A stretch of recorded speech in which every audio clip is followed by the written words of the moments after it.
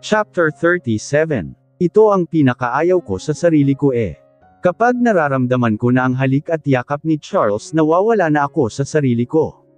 Hindi ako marunong tumutol at umayaw. Matapang lang ako kapag may ibang taong nakapaligid sa amin, pero kapag kaming dalawa na lang bigla akong nababablanka.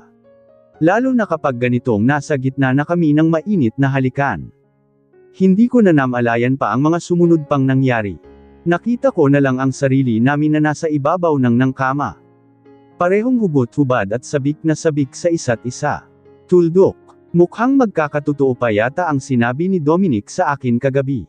Mukhang masusundan kaagad ang kambal. Kung ganito ba naman na pareho kaming sabik sa isa't isa ni Charles, malamang mabubuntis kaagad ako nito Wala pa naman kaming gamit na kahit na anong protection. Palagi mong tandaan, Francine, hindi mo ako matatakasan. Hindi ako papayag na hindi ka mapapasa akin ng tuluyan. Gagawa ako ng paraan para maitali kita sa pangalan ko. Narinig ko pang wika nito habang titig na titig sa aking mukha. Hindi ko naman maiwasan na maluha dahil sa sinabi nito. Ang mga linyahang ganito ang lalong nagpalusaw sa prinsipyo na pilit kong itinatanam sa utak ko. Hindi ako pwedeng maging kabit. May asawa na si Charles at ayaw ko talagang maging katawa-tawa sa mga mata ng ibang tao. Isa akong De La Fuente at ayaw kung ako pa ang sisira sa pangalan namin. Bakit ako pa? Sa dami ng babaeng dumaan sa buhay mo, bakit ako pa, Charles? Sagot ko. Naramdam ko ang pagpunas nito ng luha sa aking mga mata at masuyo akong tinitigan. Iyan din ang hindi ko alam. Nagising na lang ako isang umaga na mahal na kita. Sagot nito at muli akong hinalikan sa labi. Masuyo ang gingawa nitong paghalik. Puno ng pag-iingat at pagmamahal. Parang may kung anong bagay naman ang biglang humaplo sa puso ko dahil sa mga narinig ko sa kanya. Hindi nagtagal lalo akong nakaramdam ng pag-iinit ng aking katawan. Eksperto sa kama si Charles, kaya naman pati ako napapasabay sa bawat galaw nito. Tuluyan na din akong nilamon ng matinding pagnanasa na nararamdaman ko lang sa iisang lalaki. Sa lalaking pilit kong itinataboy sa buhay ko. Ang lalaking hindi ko din alam kung bakit natutunan kong mahalin. Bahala na. Kakalimutan ko na lang siguro ang prinsipyo ko. Bahala na maging mistress ako ni Charles. Ang importante, masaya ako sa tuwing magkasama kami. Ang importante muna sa ngayon ay maiparamdam namin kung gaano namin kamahal ang isa't isa. Good morning. Narinig ko pang sambit nito. Naramdaman ko pa ang pagsayad ng labi nito sa noo. Yes, good morning. Nakangiti kong sagot. Para kaming mga tanga. Halos 9:00 na ng umaga at sex kaagad ang inatupag namin imbes na kumain ng agahan. Dahan-dahan akong kumawala sa pagkakayakap nito at akmang babangon ng kama nang maramdaman ko na wala pala akong saplot ni isa man sa aking katawan. Nahihiya tuloy akong muling nagtalukbong ng kumot. Oo, nakita niya ang buo kong katawan, pero nakakahiya pa rin na rumampa ako sa harap nito na hubot-hubad. Mabuti na lang at mabilis na bumalik sa dati ang katawan ko pagkatapos kong maipanganak ang kambal. Kahit papaano hindi ako nakaramdam ng hiya kanina habang nilalantakan nito ang katawan ko. Hanggang ngayon nahihiya ka pa rin ba sa akin, love? Tanong nito. Nag-aalangan naman akong napasulyap dito. Gusto ko ulit marinig ang sinabi mo kanina. Naglalambing na wika nito, nahihiya naman akong nag-iwas ng tingin sa kanya. Ang alin doon? Pagmamaang-maangan ko. Nagulat pa ako nang bigla itong umibabaw sa akin at tinitigan ako sa aking mga mata. Seriously, hindi mo naalala ang pinaka-importanteng salita na matagal ko nang inaasam na marinig mula sa iyo? Tanong nito. Halata sa mga mata ang panunudyo, kaya naman kaagad akong nakaramdam ng pag-iinit ng aking mukha. Alam ko naman kung ano ang ibig niyang sabihin, kaya lang medyo nahihiya akong muling banggitin sa kanya. Mula pagkabata ko siya ang kasama ko, tapos sa kanya din pala ako mahuhulog. Gaano mo ba ako kamahal, Charles? Kaya mo ba akong ipaglaban kina mama at papa? Paano kung tumutol sila sa relasyon natin? Paano si Ate Mika? Imbes na pabigyan ito sa kanyang hiling, ibang kataga ang lumabas sa aking bibig. Kahit papaano gusto ko pa rin makasiguro. Ayaw ko nang mangyari ulit ang mga nangyari na noon. Mabuti na hanggang maaga pa magkalinawan na kami. Ayaw ko naman na kung saan hulog na ang loob ko sa kanya, tsaka ko na naman maramdaman ang pagiging komplikado ng relasyon naming dalawa. Ang alam ng mga taong nakakakilala sa mga Sebastian, magkapatid kami. Paano kami lalabas sa publiko bilang mag-girlfriend at mag-boyfriend na hindi kami mamatahin na ibang tao? May tatanggap kaya nila Mama Ash at Papa Ryder ang relasyon namin? Isipin ko pa lang ang tungkol sa bagay na ito na panghihinaan na ako ng loob. Hindi ako kasing tapang ni Dominic. Malambot ang puso ko lalo na pagdating sa mga taong nagpalaki sa akin. Ano ba ang mga sinasabi mo? Bakit palagi mo nalang dinadamay ang pangalan ni Mika tuwing nag-uusap tayo? Sagot nito, hindi ko naman maiwasan na mapatitig sa kanya. Bakit? Kailangan mo pa bang itanong iyan? Nakalimutan mo na ba na asawa mo siya? Na ikinasal kayo? Tanong ko. Nagulat pa ako nang marinig ko ang malakas nitong pagtawa. Mula sa pagkakadaigan sa akin tumayo ito at pinulot sa sahig ang mga nagkalat namin na damit. Hindi ko naman maiwasan na humanga habang nakatitig sa hubad nitong katawan. Don't mention her. Hindi ko asawa si Mika at never na mangyayari iyon. Sagot nito, lalo naman akong nagulat. Hindi kayo mag-asawa. Niluluko mo ba ako? Anong tingin mo sa akin bata? Na basta na lang maniniwala sa mga pinagsasabi mo. Sagot ko, liling-iling naman itong tumitig sa akin bago nakangiting magsalita. Mabihis ka muna. Kailangan na nating bumaba para makakain. Mamaya na ako magkukwento sa iyo kapag may laman na ang sikmura mo. Nakangiti nitong sagot at inilapag sa gilid ko ang damit na suot-suot ko lang kanina. Habang magkaharap kaming dalawa ni Charles na kumakain dito sa dining area hindi ko maiwasang makaramdam ng pagkailang. Paano ba naman kasi, kanina pa ito nakatitig sa akin. Hindi ko tuloy malasahan ang mga kinakain ko. Mukhang masarap naman at sa tanang buhay ko ngayon lang ako nakatikim ng ganitong klaseng pagkain. Do you like it? Narinig ko pang tanong nito. Nagtatanong ang mga matang tumitig ako dito. Hindi ko tuloy maiwasan na makaramdam ng pag-iinit ng aking pisngi nang biglang naalala ang nangyari sa aming dalawa kanina lang. Charles, please patapusan mo muna ako sa pagkain bago ka magbato ng mga green joke sa akin. Sagot ko, pilit kong itinuto ng buong pansin ko sa aking kinakain. Nagulat pa ako nang marinig ko ang malakas nitong pagtawa. Ano ba ang sinasabi mo? Wala naman sigurong masama kung tatanungin kita kung nagustuhan mo ba ang pagkain na nasa harap mo diba? Sagot nito, kita ko ang panunudyo sa kanyang mga mata. Hindi ko tuloy maiwasan na makaramam ng lalong pagkapahiya. Parang gusto ko na lang tuloy lamunin ng lupa dahil sa katangahan ko. Bakit ba ang nangyari sa amin kanina ang bigla kong naisip gayong mga pag-akin pala ang ibig niyang sabihin? Tinatanong lang pala niya sa akin kung nagustuhan ko ba ang pagkain, hindi ang aming shocks talaga. Nakakahiya. Ano ba? Bakit ka ba tawa ng tawa dyan? Nakaka-distract ka naman eh. Kunwari naiinis kong bulyo sa kanya. Ang Toto Zero, gusto ko lang mapagtakpan ang nagkapahibo ko na naranasan ngayon lang. Ako pala itong green-minded eh. Hey sis, sorry. Sige na, kumain ka pa. Ano nga pala ang gusto mong inumin? Gusto mo ay gawa kita ng coffee? Tanong nito. Kaagad naman akong umiling. Hindi ako nagkakape sa umaga. Sagot ko. Nakangiti itong tumango at naglakad papuntang ref. Hindi ko na lang ito pinagtunan ng pansin at muling itinon ang pansin sa pagkain. Nagulat na lang ako nang may inilapag itong isang basong fresh juice sa harap ko. Hindi ko maiwasang mapatitig dito. Alam kong ito ang paborito mong inumin sa umaga. Hindi ko nakakalimutan kung ano ang gusto mo Francine, wika nito habang may ngiting nakaguhit sa labi. Hindi ko maiwasang mapakaurap. Parang lalo yata akong nai-inlove sa kanya. Siguro kapag may ibang taong nakakakita sa amin ngayon, iisipin nilang mag-asawa kami. Hey, kailan kaya mangyayari iyon? Darating pa kaya ang panahon na makakapagsuot ako ng puting traje de boda? Mararanasan ko din kaya na maglakad sa gitna ng aisle habang hinihintay niya ako sa harap ng altar. Siguro hangang pangarap na lang iyon. Hey, what happened? Hindi mo ba gusto ang kinakain mo? Ano ang gusto mong kainin?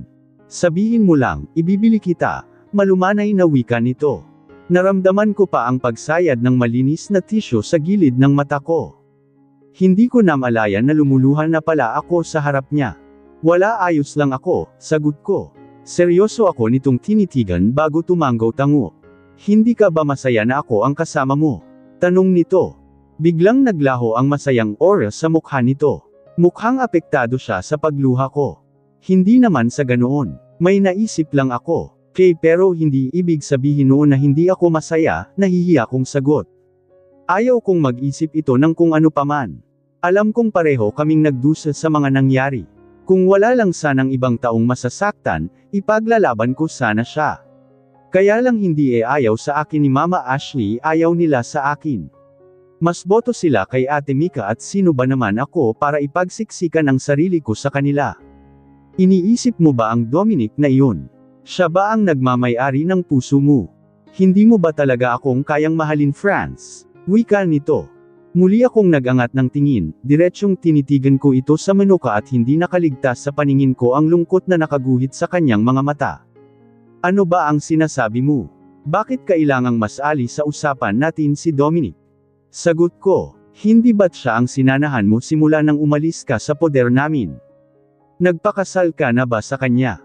Pwede pa ba kitang agawin sa kanya, Franz? Tanong nito. Nguguluhan naman akong tumitig dito. Sino ba ang nagtanim sa utak niya na may relasyon kami ni Dominic? No, of course not. Kanin zero mo ba nakuha ang balita na may relasyon kaming dalawa? Tanong ko. Naupo ito sa harap ko at seryoso akong tinitigan. Bakit wala ba? Tanong nito. Kaagad akong umiling. No, at imposible iyang sinasabi mo. Sagot ko sabay simsim sa orange juice na bigay nito kani-kanina lang. Pagkatapos kong ubusin iyon tumayo ako at binalingan ito. Akala ka ba ipapasyal mo ako ngayon? Wala kang balak na ibalik ako sa pamilya ko kaya dapat lang na gumawa ka ng paraan para nalibang ako dito sa bukirin mo, wika ko sa kanya para mailihis ang topic namin. Ayaw ko munang pag-usapan kung gaano kakomplikado ang sitwasyon namin ngayon. Gusto kong maglibang at gumawa ng mga masasayang alaala kasama ito. Kahit ilang araw lang maramdaman ko man lang ang presensya nito sa buhay ko. Bago ko siya ibalik kay Ate Mika. Kung sakaling yayayain kitang ikasal sa akin, papayag ka ba? Narinig kong tanong nito. Muli akong napatitig dito. Hindi ko alam kung nagbibiro ba ito or hindi. Kung wala lang sana itong sabit baka kinilig na ako. Baka ako na ang pinakamasayang babae sa MAPDO. Ano ba ang sinasabi mo? Bakit mo ba ako tinatanong ng ganyan gayong alam mo naman sa sarili mo na hindi mangyayari iyon? Sagot ko sa kanya. Akmang maglalakad na sana ako paalis ng dining area nang maramdaman ko ang paghawak nito sa braso ko. Bakit hindi mangyayari? Kaya kitang pakasalan ngayon agad kung papayag ka, Francine. Sagot nito. Hindi ko naman maiwasang magulat. Ano ba ang mga pinagsasabi niya? Kung makaasta ngayon sa harap ko akala mo naman hindi siya ikinasal kay Ate Mika. Alam ko ang tumatakbo sa isip mo. Na hindi pwede dahil ikinasal kami ni Mika noon. No, wala akong pananagutan sa kanya. Wala at isa pa, nabuntis siya ng ibang lalaki at kahit naman na may pagkatanga ako noon hindi ako papayag na maging panakip butas, sagot nito. Hindi naman ako makapaniwalang napatitig dito, anong ibig mong sabihin? Tanong ko. Oo, may seremonya ng kasal na nangyari sa amin pero hindi nakarehistro iyon. Malaya akong pakasalan ka sa kahit na saang simbahan mo gusto, Francine. Noon pa man, wala akong ibang babaeng gustong makasama habang buhay kundi ikaw lang. Sagot nito, hindi ko naman namalayan ang unti-unting pagpatak ng luha sa aking mga mata. Hindi yata kayang i-absorb ng utak ko ang mga narinig ko sa kanya ngayon lang. Hindi mo anak ang baby ni Ate Mika? Tanong ko. Kaagad itong lumapit sa akin at hinawakan ako sa balikat. Saan ka ba pumunta? Bakit hindi mo alam ang tungkol sa bagay na ito? Bahagi ka ng pamilya namin at dapat alam mo ito noon pa. Bakit hindi ka na bumalik, Franz? Alam mo bang halos mabaliw ako sa kakahanap sa iyo? Alam mo bang halos ikamatay ko ang biglaan mong pagkawala? Tanong nito. Masuyo akong tinitigan sa mukha bago mahigpit ako nitong niyakap. Lalo naman akong napaiyak. Bakit ka ba umiiyak? Ano ba ang ibig sabihin ng luha sa mga natang iyan? Ayaw mo ba talaga sa akin? Hindi ka ba masaya sa lahat ng mga narinig mo ngayon sa akin? Wala ba talaga akong halaga sa iyo? Kapatid lang ba talaga ang pagtingin na kaya mong ibigay sa akin? Tanong nito. Baka sa boses nito ang pagdaramdam kaya kaagad akong napakala sa pagkakayakap dito. Ano ka ba? Ano ba iyang mga pinagsasabi mo? Hindi mo ba alam na masaya ako ngayon sa mga nalaman ko? Hindi mo ba naramdaman na bigla akong nagkaroon ng pag-asa na pwede naman palang maging tayo? Sagot ko, naguguluhan naman itong itapatitig sa akin. I love you, Charles. Mahal na mahal kita kaya nagawa kong ipagkaloob ang sarili ko ng paulit-ulit sa iyo. Umiiyak kong wika sa kanya. Hindi ko na mapigilan pang mapahagulhol. Lahat ng pag-aalinlangan sa puso ko biglang nawala. Anong sabi mo? Mahal mo ako. Mahal mo din ako, Francine. Totoo ba iyan? God. Hindi ba ako nanaginip? Tanong nito. Kita ko na may namong luha sa gilid ng mga mata nito. Hindi naman ako makapanawalang napatitig dito. Kung ganoon mahalaga nga ako sa kanya. Talagang mahal niya din ako at nagkataon lang na pilit kong binaliwala ang lahat dahil sa takot ko na baka magalit lahat ng mahalagang tao sa akin. Mahal kita, Charles. Mahal kita. Narinig mo ba iyon? Hindi ako tanga para ibigay ko ang sarili ko sa iyo ng paulit-ulit kung hindi ka mahalaga sa akin, umiiyak kong wika sa kanya. Kita ko ang pagkagulat sa mga mata nito dahil sa sinabi ko. Bakit ngayon mo lang ito sinabi? Bakit kailangan mo pang ilihim sa akin ang tungkol sa bagay na ito? Hindi na dapat tayo umabot pa sa ganito. Hindi ka na sana noalay pa sa akin dahil kung alam ko lang na mahal mo din ako ginawa ko sana ang lahat para hindi ka noalay sa akin. Franz, handa kitang pagsilbihan. Ikaw ang nagturo sa akin kung paano magmahal. Maangako ka sa akin, huwag mo na akong iwan, madamdaming wika nito. Lalo naman akong napaiyak. Hindi ko na kaya pang pigilan ang emosyon na bumabalot sa buo kong pagkatao. Kaagad akong napayakap sa kanya. Sorry kung naging duwag ako. Hindi man lang kita nagawang ipaglaban noon. Natatakot kasi ako. Nahihiya akong magtapat sa iyo dahil ayaw kong saktan sila mama at papa. Itinuring na nila akong anak at gusto nilang magturingan tayong magkapatid. Pero simula nang nalaman ko na hindi naman pala talaga tayo magkadugo biglang nagbago ang lahat. Nagbago ang pagtingin ko sa iyo at ikaw ang isa sa mga dahilan kaya hindi ko nagawang unmalas sa poder niyo pagkatapos kong nalaman na hindi naman pala ako totoong Sebastian. Oo, aaminin ko, nasaktan ako nang malaman ko ang katotohanan tungkol sa tunay kong pagkatao. Pero alam mo ba kung bakit ang bilis kong naka-move on ng time na iyon? Dahil palagi kang nasa tabi ko. Noong ang akala ko magkapatid tayo hindi mo ako masyadong pinapansin. Hindi tayo masyadong nag-uusap pero nagbago ang lahat noong nalaman ko na sampad lang pala ako sa pamilya nyo. Lang pala ako sa pamilya nyo. Naramdaman ko ang pagpapalaga mula sa iyo. Inaalagaan mo alo at pilit mong inintindi ang mga tantrums ko. Noong mga panahon ding yun unti-unting kong narealize na hindi lang pala simpleng crush ang nararamdaman ko sa iyo. Na mahal na pala kita, umiiyak kong pag-amin sa kanya. Kitang-kita ko ang tuwa sa mga mata nito habang nakikinig sa sinabi ko. Francine, God. Sorry. Siguro napakatanga ko nga. Hindi ko alam. Hindi ko man napansin. Netori nga na eksperto ako pagdating sa mga babae pero sa babaeng mahal ko man lang nagawang ipaglaban. Hindi man lang kita naprotektahan. Hindi ko man lang napansin ang pagmamahal na nararamdaman mo sa akin. Sagot nito, lumapit pa ako nito sa akin at hinaplos niya ang pisngi ko. Lalo naman akong napaiyak. Hindi wala kang kasalanan, Charles. Aaminin ko sa iyo na naduwag din talaga ako noon. Palagi ko kasing iniisip ang mararamdaman ni Ariel mama. Ayaw kong magalit sila sa akin. Malaki ang utang na loob ko sa kanila dahil sila ang nagpalaki sa akin. Hindi mababayaran ng simpleng pasasalamat ang ginawa nilang pag-aaruga sa akin simula noong baby pa ako. Sagot ko, iyan ba ang dahilan kaya mo nagawang lumayo? Iyan ba ang katwiran mo kaya nagawa mong sikilin at itago ang nararamdaman mong pagmamahal sa akin? Tanong nito, dahan-dahan akong tumango. God, Francine. Kung alam ko lang hindi ko na sana pahinayaan kang mawalay sa akin. Hindi na sana ako pumayag pa sa gusto nila mama at papa na pakasalan si Micaela, sagot nito. Lalo naman akong napaiyak. Sorry, kasalanan ko din naman, naging duwag din ako. Pak-ipet pa ako pero sa kaloob-looban na puso ko gusto ko na din bumigay. Sagot ko, napansin ko pa ang masuyong pagtitig nito sa akin at pinunasan ang luha sa aking mga mata. Tama na iyan. Ang gusto ko, simula ngayong araw, ayaw ko nang makita kang umiyak. Ayaw ko nang makita pa na lumuluha ang mga matang iyan. Nakangiti nitong sagot, mahal na mahal kita, Franz, at wala akong pakialam kung ano man ang isisipan ng ibang tao sa akin. Ang mahal sa akin ngayon ay ikaw at wala nang iba, ikaw lang. Nakangiti nitong sagot, Kaagad naman akong nakaramdam ng kilig dahil sa sinabi nito. Haste, ang sarap pala sa feeling kapag ganito kayo ng taong mahal mo.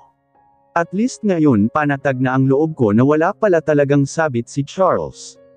Na pwede naman pala talagang maging kami. Muling naglapat ang aming labi. Matagal at puno ng pagmamahal. Walang pagsidla ng tuwa na nararamdaman ng puso ko, hiling ko lang na sana wala ng wakas ang nararamdaman naming tuwa pareho. Sana kami talaga ang itinakda ng tadhana para sa isa't isa. Pero Telka, hanggang kailan ba tayo dito? I mean, hindi naman sa ayaw kitang makasama ng matagal pero baka hanapin ako ni Dominic Wika ko. Maya-maya kong tanong sa kanya pagkatapos ng mainit na halikan na namagitan sa aming dalawa. Bigla ko kasing naisip ang kambal. Nagdadalawang isip ako kung sasabihin ko sa kaya na nagkaanak kami. Na nagbunga ang nangyari sa amin noon. Si Dominic. Bakit palagi mo siyang bukang bibig? Ano ang relasyon meron kayong dalawa? Tanong nito, biglang naging seryoso ang aura nito kaya naman hindi ko mapigil ang mapangiti. Ano ka ba? Hindi mo siya dapat pagselosan, malaki ang naitulong sa akin ni Dominic para mahanap ko ang kung anong kulang sa pagkatao ko. Nakangiti kong sagot. Naguguluhan itong napatitig sa akin. Ano ang ibig mong sabihin? Tanong nito. Tinitigan ko ito bago sinagot. Ayaw kong maglihim sa iyo, Charles. Hindi ba't nasabi ko na sa iyo na nahanap ko na sila? Na nahanap ko na ang pamilya ko, sagot ko. Naguguluhan naman itong tumitig sa akin. Pamangkin ko si Dominic. Kapatid ko ang tatay niya. Diretasyahan kong wika. Kitang-kita ko ang pagkagulat sa mga mata ni Charles dahil sa sinabi ko. Hindi ito makapaniwalang mapatitig sa akin. Hindi ko din alam kung paanong nangyari. Nalaman ko lang ang tungkol sa bagay na ito pagkatapos kong umalis sa poder niyo. Pina-DNA ako ni Dominic at nagmatch ang dugo ko sa grandpa niya. Sa daddy ko, pagsasalaysay ko. Bigla itong tumahik. Alam ko kung ano ang background ng pamilyang kinabibilangan ko. Pero maniwala ka sa akin, mabait sila. Mabait si Dominic. Spoiled lang talaga siya pero, hindi ko natuloy pa ang sasabihin ko nang biglang sumabat si Charles. De La Fuente. Isa kang De La Fuente. Medyo mataas ang boses na wika nito. Dahan-dahan akong tumango. Naguguluhan akong napatitig dito. May problema ba kung isa akong De La Fuente? Nagbago na ba ang pagtingin sa akin dahil lang sa apelyido ko? Tanong ko. Parang gusto kong maiyak. Sa hitsura ngayon ni Charles parang hindi nito tanggap ang pamilyaag pinagmulan ko. Bakit ganyan ang reaksyon mo? Charles, ngayon pa lang, tapatin mo na ako. Kaya mo bang tanggapin ang kung anong meron sa akin? Ang pamilya ko at ang buo kong pagkatao. Tanong ko. Hindi ito nakaimik. Kitang-kita ko sa hisura nito ang matinding agam-agam. Pilit akong ngumiti. Umaasa ako na sana ayos lang sa kanya ang lahat ng mga nalaman. Na kaya niyang tangapin hindi lang ako pati na din ang pamilyang pinagmulan ko. Magsalita ka. Hinihintay ko ang sagot mo. Kaya mo ba akong tangapin, Charles? Kaya mo bang ipagsigawan sa buong mundo na isang De La Fuente ang babaeng mahal mo? Tanong ko. Unti-unti na akong nawawalan ng pag-asa. Nararamdaman na din ng puso ko ang matinding pagkadismaya. Franz, sorry hindi ko intenten na ma-offend ka. Nagulat lang ako. Mahal kita pero hindi ko alam kung putol na wika nito. Halata na naguguluhan din ito at hindi nagustuhan ang katotohanan tungkol sa pagkatao ko. Kung kaya mo bang tangapin? Kung pwede pa ba natin itong ipagpatuloy? Charles, kailangan ko ng honest na sagot mula sa iyo. Sabihin mo sa akin ang mga gusto mong sabihin. Tapatin mo ako, matatanggap mo ba sila? Kaya mo bang tangapin na maging bahagi ng pamilya namin? Tanong ko. Hindi ito nakaimik. Pidgel ko naman ang sarili ko na huwag maiyak sa harap nito. Hindi kita masisisi. Si Dominic ang dahilan kaya muntik nang napahamak si Trixie noon. Hindi maganda ang reputasyon ng pamilya namin.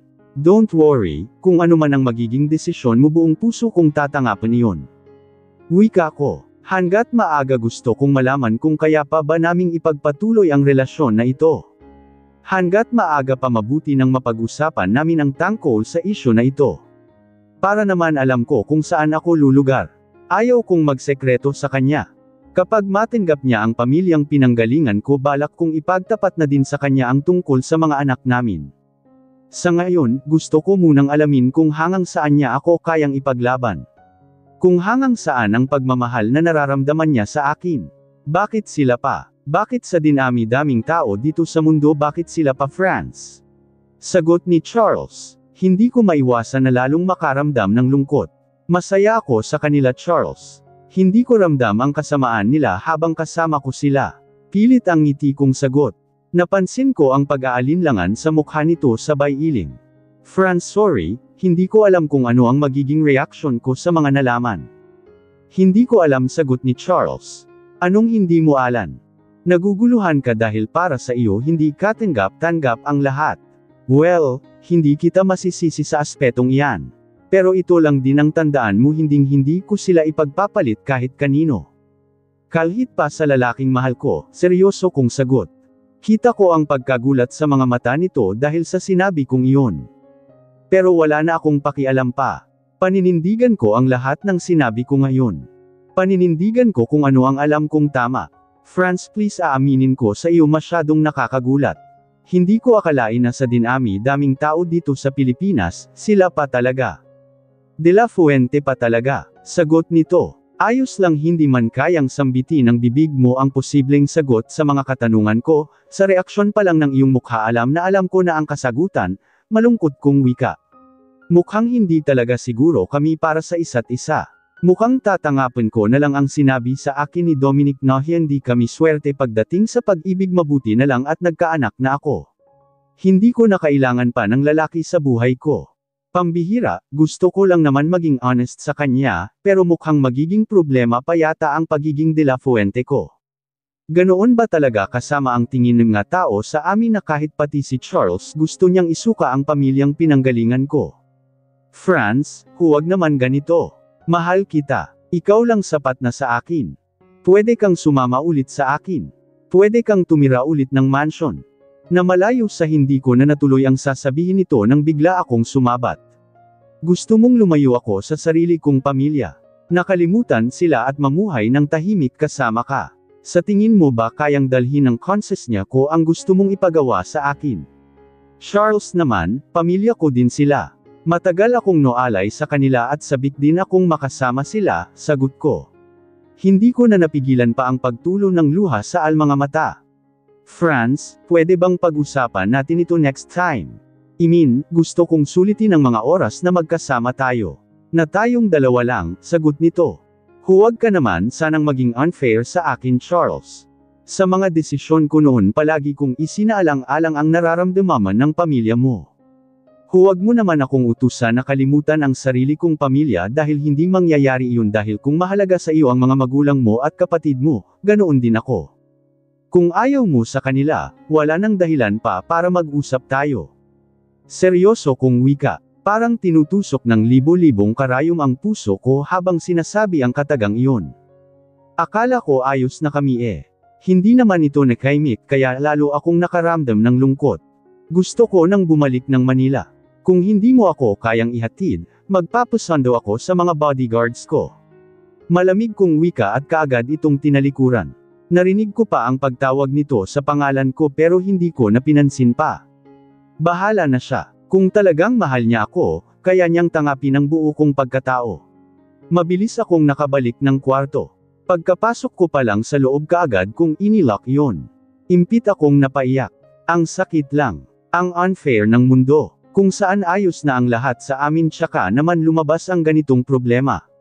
Hindi niya ako kayang tangapin dahil lang sa apelyido ko. Ang unfair niya kung ganoon. Pagkatapos kong mahimasmasan kaagad kong hinagilap ang cellphone ko at kaagad tinawagan ang number ni Dominic. Wala nang dahilan pa para manatili ako sa lugar na ito. Lalo lang akong masasaktan kapag hayaan ko ang sarili ko na palaging makikita si Charles. Last na talaga ito at hindi ko nahahayaan pa na nasasaktan ulit ang puso ko. Ipo-focus ko na lang siguro ang buo kong atensyon sa mga anak ko. Kay daddy at sa sarili ko. Nakailang ring din bago sumagot si Dominic. Nasasaktan man sa mga nagyari pero pilit pa rin akong nagpapakatatag. Hindi ako pwedeng umiyak nang umiyak na lang. Kailangan kong maging mahinahon dahil may mga batang dapat kong alagaan. Sanay naman akong wala siya kaya hindi dapat ako umiyak ng ganito. Sanay akong mag-isa kaya dapat lang na maging manhid na ako sa sakit ng kalooban. Anong nangyari? Tapos na ba ang honeymoon period niyo? Kaagad na bungad nito pagkasagot ng tawag ko. Pigil ko ang sarili kong muling maiyak. Wala sa dugo naming mga De La Fuente ang mahina. Sunduin mo ako ngayon na. Siguro naman kaya mong i-trace ang kinaroroonan ko diba? Seryoso kong wika ko sa kanya. Hindi ko na din pinansin ang mga paaring nito. Wala ako sa mood para makipaglokohan dito. Isa pa ayaw kong maramdaman ni Dominic na umiiyak ako ngayon. Baka tutuhanin nito ang palagi niyang banta sa akin na bubugbugin niya daw si Charles. Ayaw kong may sakitan na mangyayari sa pagitan nilang dalawa. LQ na. Sabi ko sa iyo huwag kang maniwala sa mga pag-ipag-ibig na iyan. Ang tigas kasi ng ulo mo. Hindi para sa atin ang lintik na pagsinta na iyan kaya tantanan mo na kung ayaw mo na palaging nasasaktan. Sagot nito. Halata sa boses nito ang inis. Hindi ko natuloy mapigilan ang maiyak. Ayaw ni Charles sa akin dahil isa akong De La Fuente. Sagot ko. Hindi ito nakasagot. Ramdam ko ang pagkagulat nito dahil sa sinabi mo. Ipinagtapat mo na sa kanya kung sino ka. Baliw pala ang gagong iyank. Dapat maging proud pa siya sa sarili niya dahil pagkakataon na niyang maging bahagi ng pamilya natin. Isa pa ano ang kinalaman ng apelyido mo sa kung anumang namagitan sa inyong dalawa? Gusto mo ba ipagbugbog ko ang gagong iyan para matauhan? Galit na sagot ni Dominic. Lalo naman akong napahagulhol ng iyak. Pakiramdam ko nagkaroon ako ng kakampi sa katauhan ng loko-loko kong pamangkin. Kahit naman may pagkabaliw itong si Dominic, naging savior ko din ito eh. Hindi na kailangan. Ipasundo mo na lang ako dito. Gusto ko nang makasama ang mga anak ko, sagot ko. Isang malakas na buntong hininga ang pinakawalang nito bago muling nagsalita. Fine pero pwede ba Franz, matuto ka na sa mga nangyari ha. Huwag kang basta-basta magtiwala kahit kanino. Kahit pa sa Charles na iyan. Hindi porket nakakakasama mo siya habang lumalaki ka noon basta ka nalang sama-sama kanya. Pagkatapos ikaw naman itong palaging talo. Sana matuto ka na at huwag mo nang pahirapan ang mga bodyguards mo. Sagot nito. Okay susunod na ako sa mga gusto mo. Tumahimik ka na huwag mo nang dagdagan pa ang sama ng loob ko please. Sagot ko. Pambihira talaga. Imbes na damayan ako ibang kataga pa ang lumalabas sa bibig nito. Wala talagang kwenta minsan kausap. Fine sige na. Kung ayaw mong makinig bahala ka. Kung gusto mong palaging pinapaiyak ng walang kwentang lalaki mang iyon. Bahala ka pa rin. Hindi naman ako ang mahihirapan. Sagot nito. Tigil ipasundo mo na ako ngayon din dahil ayaw ko na dito, galit kong wika. Nakakarindi na kasing kausap. Puro paninisi ang lumalabas sa bibig. Okay peace. Lumabas ka na dyan dahil papupuntahin ko na ang mga bodyguards mo na nakaantebelang malapit sa location mo, sagot nito. Natigilan naman ako. Anong ibig mong sabihin? Nasdan nila ako. Nandito lang sila sa paligid. Gulat kong tanong. Walang imposible sa mga De La Fuente Francine. Sige na bilasan mo. Kapag magpaalam ka pa sa lintik na Charles na iyan, kakaltukan na kita.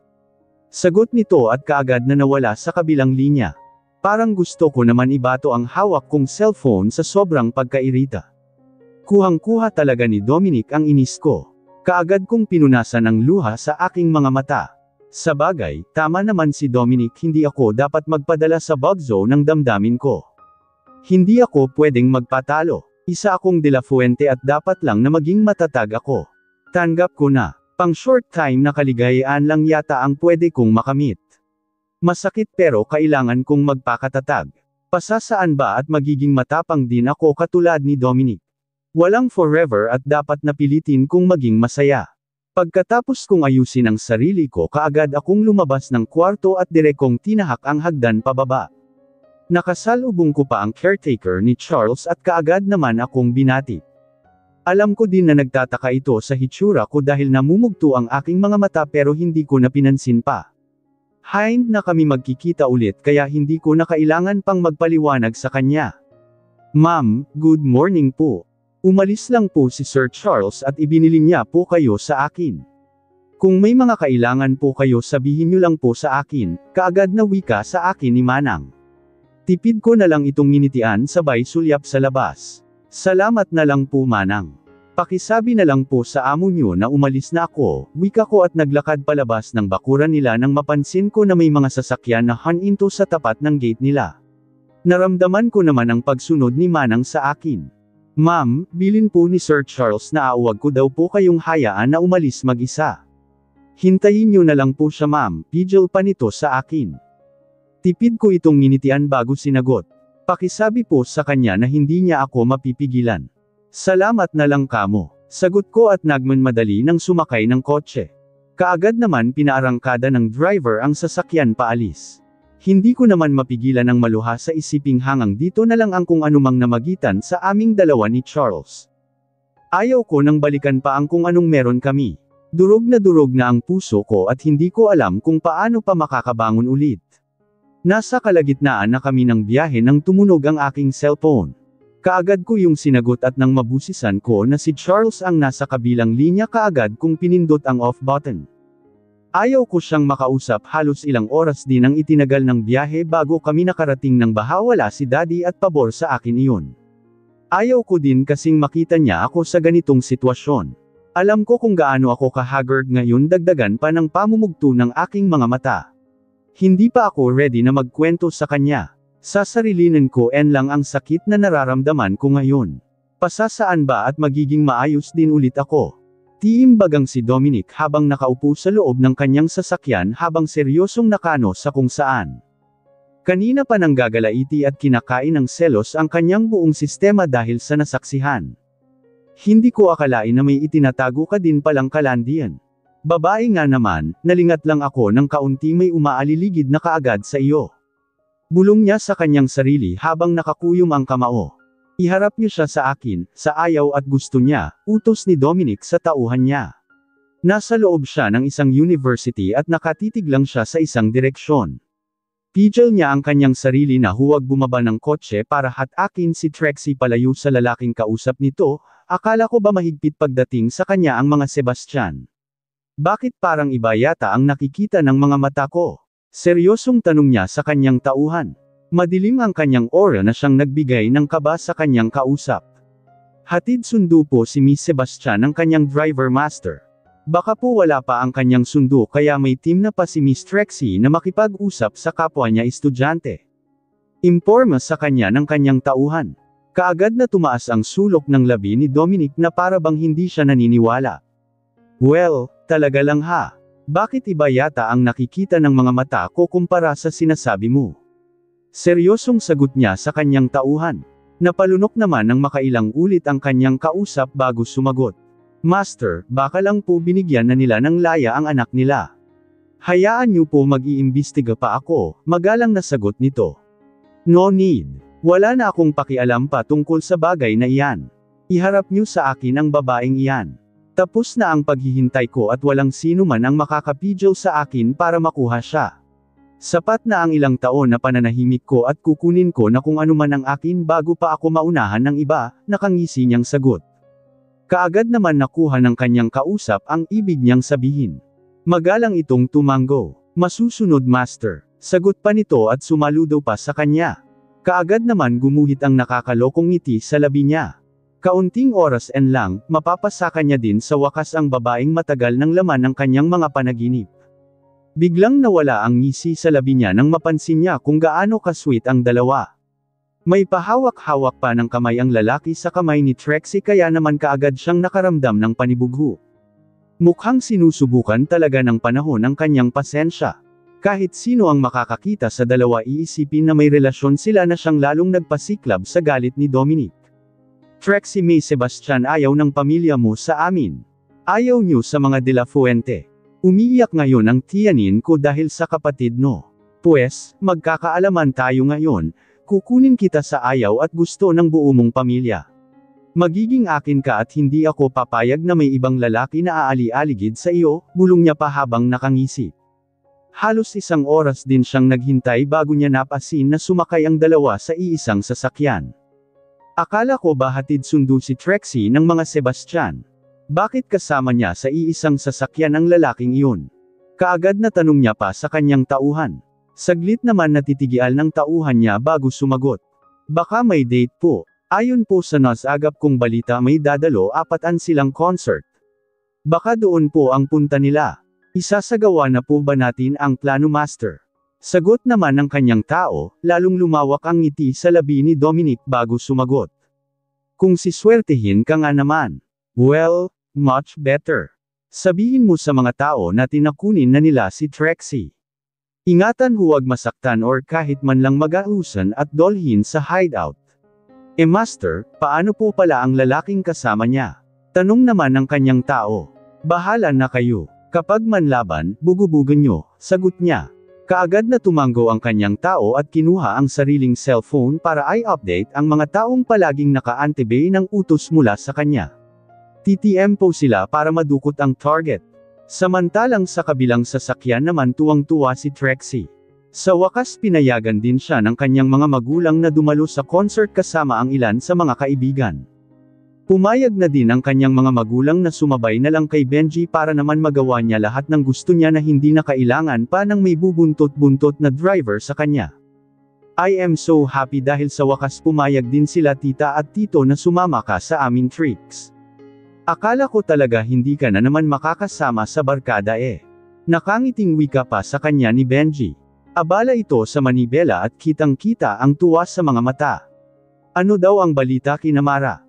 Papunta na din daw ba sila sa venue? Tanong naman ni Trixie sa lalaki. Kaagad naman tumanggo si Benji.